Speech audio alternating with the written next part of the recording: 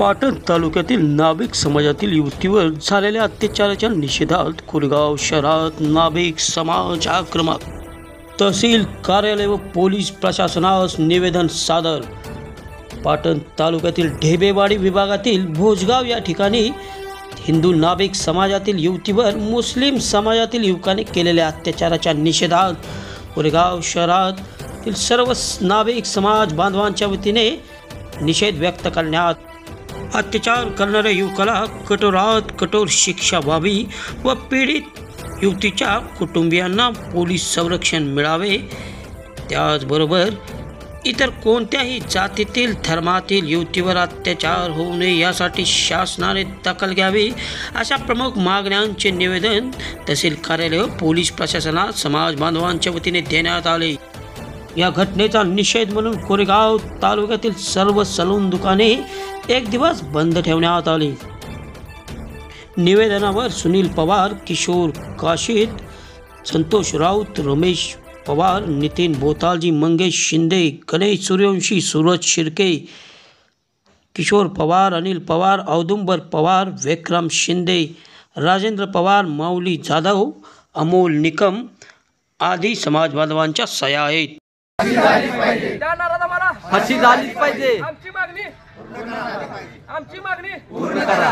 त्या नाराजाला फाशी झालीच पाहिजे। छत्रपती शिवाजी महाराजांचा विजय असो। छत्रपती शिवाजी महाराजांचा विजय असो। महात्मा ज्योतिराव फुलेंचा विजय असो। महात्मा ज्योतिराव फुलेंचा विजय असो। डॉक्टर बाबासाहेब आंबेडकरांचा विजय असो। डॉक्टर बाबासाहेब आंबेडकरांचा विजय असो। लोकशाही अण्णाभाऊ साठेंचा विजय असो। लोकशाही अण्णाभाऊ साठेंचा विजय असो। छत्रपती शाहू महाराजांचा विजय असो। छत्रपती शाहू महाराजांचा विजय असो।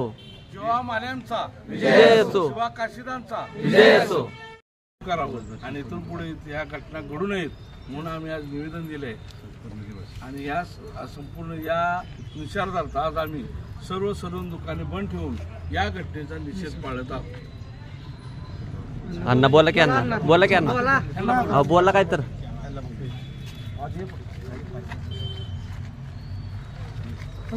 सर्वप्रथम महापुरुषाला माझं प्रथम अभिवादन।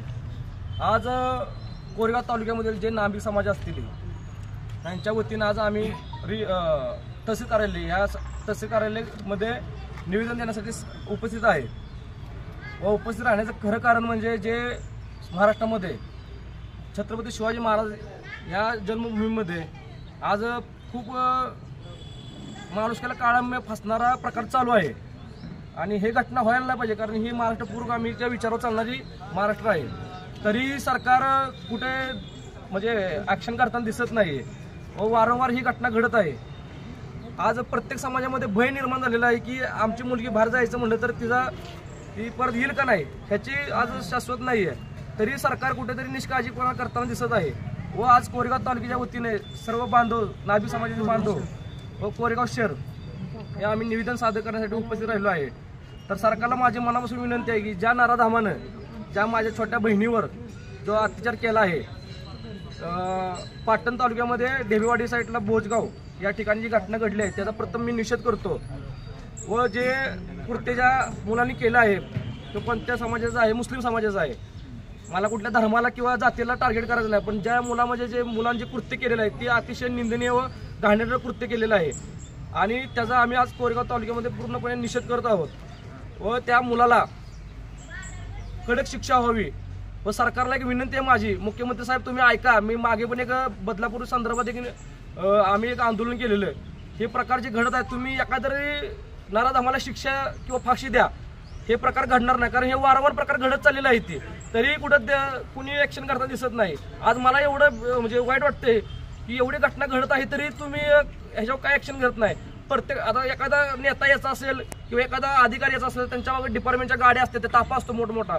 माझी विनंती आहे प्रत्येक शाळेमध्ये दवाखान्यामध्ये हॉस्पिटलमध्ये एखादा कॉन्स्टेबल ठेवला तरी त्यांना सुरक्षित होईल मुलींना व त्यांना येण्या जाण्यासाठी कोणती भीती निर्माण होणार नाही व अशी प्रत्येक समाजावर जर अन्याय होत असेल तर या सरकारचा उपयोग नाही मला असं वाटत आहे कारण आतापर्यंत एवढ्या 2 महिन्यामध्ये अतिशय खूप प्रकारे घटना घडलेली आहे।